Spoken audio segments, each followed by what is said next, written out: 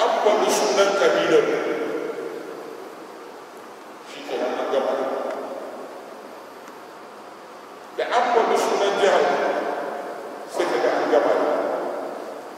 To menene ne ta ina za mu magance ƙabilanci? Na farko sai mun san cewa kirki ba shi da addini ba da ƙabila. Kirki kaya ne na bin adam, ba na addini ba ne, ba na ƙabila. Rashin kirki ma bai da addini, bai da ƙabila, bai da jiha, kaya ne na bin adam. Sannan sai mu dawo mu rubuto shi kuma addini me yake koyarwa. Abinda addini yake koyarwa shi ne kirki. Bayan alaƙa da Allah mahalicci, to a yi alaƙa ta kirki da bayan Allah. To idan ka haɗa wannan abin da zai baka shi ne, da an zo ana maganar kirki, abu na farko da za ka lura da shi wannan ɗan adam ne ya kamata ya zama yana kirki. In ya yi rashin kirki, to ya tashi daga wancan mataki na darajar ɗan adam, ya kwano ƙasa, ya zama ba mai daraja. Ko da a ƙabilar kirki, in ya yi rashin kirki, to ka kalle shi haka, ya zama ƙasa bil adam ba sarrafa. Ko da wani addini ko wata ƙabila wani ɗan adam ya yi kirki, to karka kalli addinin nan nasa ko ƙabilarsa wajen hukunta kirki. Me za ka kalla? ɗan adam ne shi, adama ne shi, damar ɗabi'ar bin adama shi ne ya yi kirki. Wannan cikakken bin adama ne. To idan aka dace kuma yana da addini kaza, abin da ya kamata ka yi shi ne ka yi adalci. Kaga akwai wata magana da muke faɗa tana da daɗin ji a kunnen musulmai. Idan ka ga wani mutum ya cika kirki amma ba musulmi ba ne, sai ka kira sunan addininsa. Misali sai ka ce ga shi da kirista amma yana da kirki, sai ka ce musulmi. Kaga magana tana da daɗi. To amma a ilmance ba haka take. A ilmance ba haka take. A ilmance cikar kirista shi ne ya zama mai kirki, kamar yadda yake cikar musulmi shi ne ya zama mai kirki. Bi ma'ana babu bambancin karantarwa wajen kirki tsakanin kiristanci da musulunci ne da ke. Babu bambanci. Dukansu suna karantarwa. Wato matsalar da guda ɗaya ce, in ana maganar addini sai mun dawo mun fahimci wai me addinin mu yake karantarwa ne, me na wanda ba mu yarda da shi ba yake karantarwa. Me yasa na kiristanci, me yasa na yahudanci, me yasa na zama musulmi, sai mun fahimci. Sannan kuma idan wani ya yi kirki, kada ka yadda ka fitar da shi daga kabilarsa ka ce to ai kabila kaza ba ta da kirki, ko kuma kabila kaza ce mai kirki. Babu kabila mai kirki, babu kabila mara kirki. Kowace kabila tana da mutumin kirki a cikinta, tana da mutumin banza a cikinta. Ina aka aiko annabi Muhammad sallallahu alaihi wa sallam ne? Cikin ma aka aike shi, cikin larabawa. Duka larabawa suka masa mahaba, duka larabawa suka masa adalci. Ina shehu Usman ya taso? Ba arewacin Najeriya ba? Duka arewa ne suka karbe shi, duka arewa ne suka masa adalci, duka Hausa Fulani ne suka yarda da shi, duka Hausa Fulani ne suka yi masa adalci. Don me ba mu kawo kabilanci ku zauna lafiya? Najeriya ba za ta ci nasara ba a kan yaƙi da take yi da cin hanci da rashawa sai ranar da ta daina kabilanci. Najeriya ba za ta ci nasara a kan yaƙi da take da cin hanci da rashawa ba sai ranar da ta daina ɓangaranci, sai sai ranar da ta daina cewa wannan ɗan kaza ne wannan ɗan kaza ne. Shi yasa a lokacin da ya kamanta su da irin wannan wauta ta ƙabilanci da tsaurin kai, ƙala sai ya ce awalau ji'tukum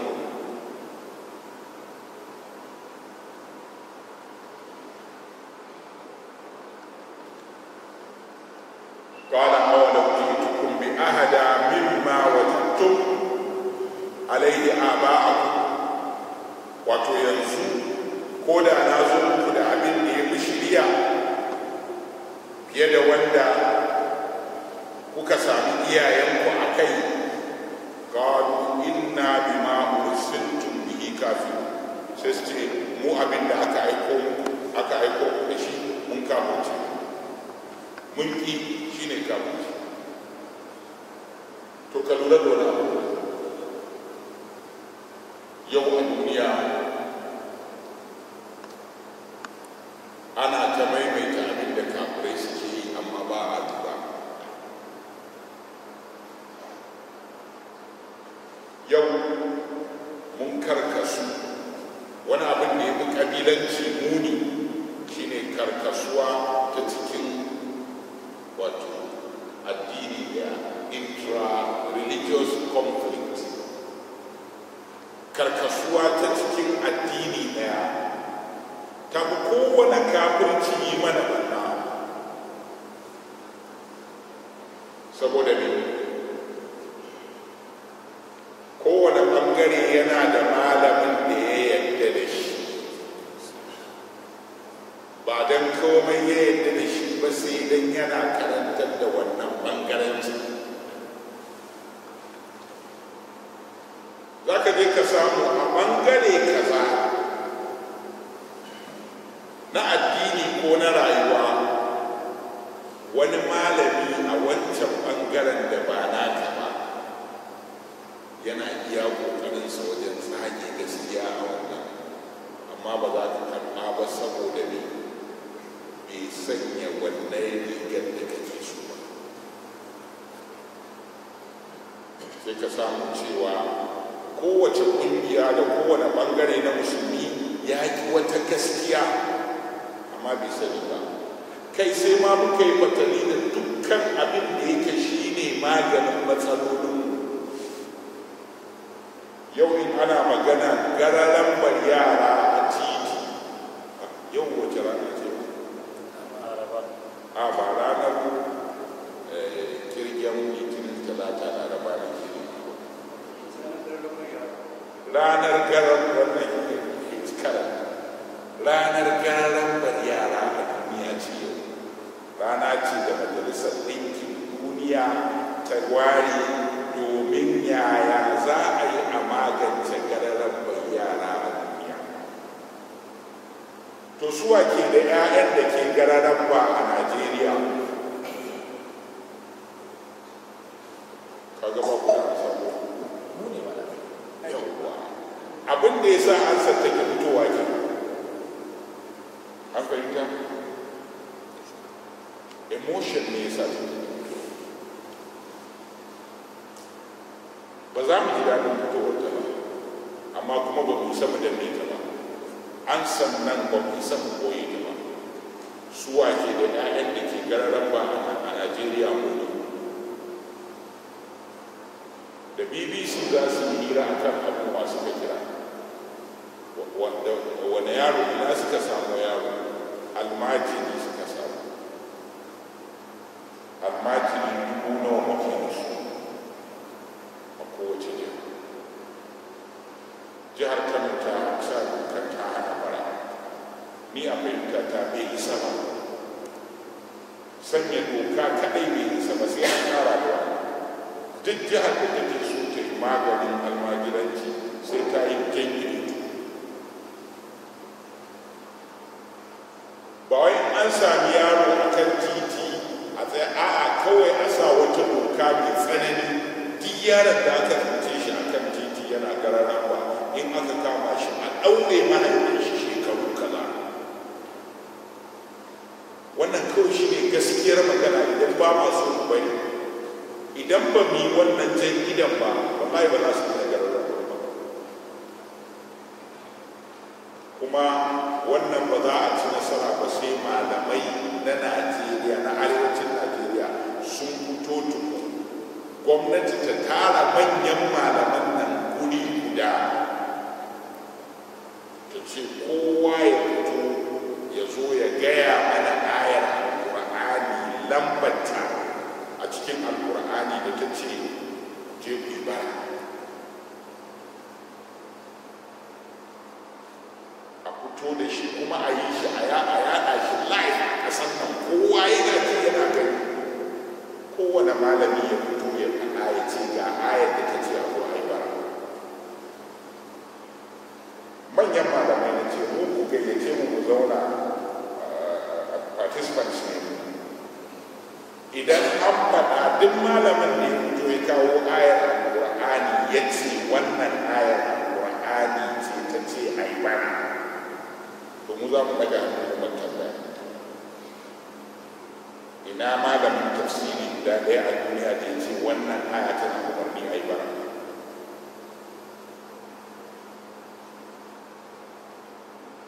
Ku lura, in kana so ka fahimci halin da muke ciki, don Allah ranar Juma'a ka zo masallacin nan da wuri, ka je ka zauna can bayan gari daidai wajen gidan sarrafa su da ka je ka zauna wajen kansu, ka dinga kallon mai ke faruwa har zuwa a yi sallah. Ka daure ka yi sallah a wajen, an sallame ka zauna kuma ka dinga kallon mai ke faruwa. Ni dai ba na wajen ina kafin in je wajen tafiya, amma wallahi ina fahimtar na kuɗi dan lokacin kawai da nake zuwa da lokacin da nake tafiya. Sannan almajiranci yanzu a cikin iri na ɗaya, akwai yara ƙanana waɗanda suke gararan ba, waɗanda ake kiransu school age, waɗanda sun ya kamata a ce suna makaranta. Akwai sabbinsu. Na biyu, akwai mata waɗanda ba su wuce aure ba galibinsu.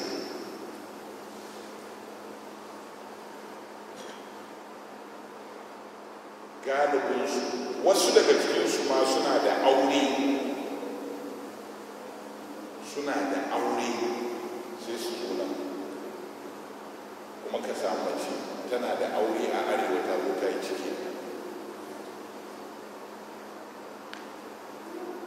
Na ukunsu akwai maza waɗanda ake kiransu ɗan maula. Duk waɗannan sabbin ka zo kowane masallaci ka ne, ba wannan ka ne wannan juma za ka gani su wayannan sai guda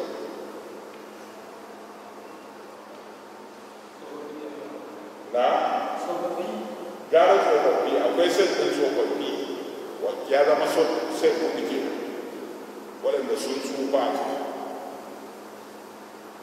A nan masallacin mun sha wahala da mutane da muka ce ba dama wani ya tashi ya yi bara a masallaci. Sai ka ga mutum kamar waye sai tashi yana wai dan me za a to dan me za a bai. In kana so a yi bara, abin da ya kamata ka yi shi ne ka kawo mana lambar gidanka, ka zo masallaci ka ba mu. In aka yi sallah ran Juma'a sai mu daga lasfika, sai mu ce an samu wani bawan Allah da imaninsa ya cika, gidan shi lamba kaza, duk mai son bara ya je ya hau da gidan. Mu za mu yi, amma in ba ka baka ce wai a zo masallaci a tashi kawai a kama yin bara, wannan ba ne ba.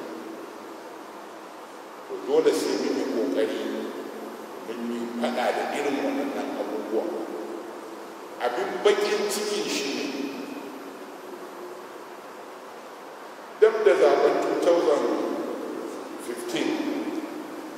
sai da aka zage mu da bara ko ba zage mu da ba kuma muka yi ta mai da martani, amma ni a lokacin ma na faɗa na ce ni duk martanin da aka mayar ni bai zama martani a wajena ba, sai mun kwashe 'ya'yan daga kan titin sannan muka ba da martani wanda yake daidai. don duk ansar da muka bayar ba ta hana gobe ma a sake ce mana 'ya'yan mabarata ba. Allah ya so ne. Falamma tamassaku bi hujjati taqlidi, yayin da suka yi riko da hujja ta kwaikwayon li aba'ihim ga iyayensu, jarra zalika ila wasfi aba'ihim bi adamin aqli, wannan sai ya jawo aka kamanta iyayensu da rashin hankali wa adamul hidayati da rashin shiriya. Fa hajja zalika adghanahu, wannan din siriyar wato motsa tunaninsu. Wa qalu li abi talib, suka ce wa qali abu talib, imma an takuffahu aw nunasibu wa iyyaka fi dhalika hatta yahduka ahadul fariqayn. Ko dai ka hana shi ko kuma mu sauka akan da mu da kai da shi yaƙi, har sai ɗaya daga ƙungiyoyi biyu ɓangare biyu ya halaka, ko kai ko mu. Sun man sarrafa sannan sai suka juya. Fa azuma ala abi talibin firaqa qaumihi wa lam yatub nafsahu bi khidlan ibnihi. Sai abin ya girmama a zuciyar abu talib mai firaqa qaumihi, rabuwa da mutanensa, ba zai iya rabuwa da mutanensa, kuma ba zai ji daɗin tabar da ɗan uwan shi ba. Fakara da sai ya ce, yabna afi, ya kai ɗan uwana, innal qauma ja'uni faqalu li kaza. Ya ce ɗan mutane sun zo, jama'ar gari sun zo, sun ce da ni, fa'abki ala nafsika, daga ka tsare kanka, wala tahmilanni min al'amri ma la, ka kiyayi kanka kan ka dora mun al'amarin da ba zan iya. Wannan wasu sallallahu alaihi wasallam anna ammahu khadiran, sai manzo Allah sallallahu alaihi wasallam yayi tsammanin cewa babban nashi zai taɓa shi, ya yadda shi. Fakara wallahi lan ya amma, sai ce ya babba na rantsi da wada shamsa ala yamini wa kamara ala yasari ala atruka hada amra ma fa'at. Ce na rantsi da za su sa inuwa don wai bar wannan al'amarin ba zan bar shi ba. Ya ɗauko rana shan zafi, inuwa wata ƙarshen sanyi ke, da za a sa zafi na ƙarshe a tafin hannunsa, sanyi na ƙarshe a tafin hannunsa, ba zai daina wannan kira. Wanda ya nuna nufin Allah ya fuskanci ƙalubale a kan wannan kira. To shi ya sa duk wanda ya ce zai yi wannan kira, amma a arha, gare shi ba da gaske. Duk wanda ya ce zai yi wannan kira, amma ba ta hanyar annabawa ba, to tare shi. Yaya hanyar annabawa take shi ne fuskantar ƙalubale, ba annabin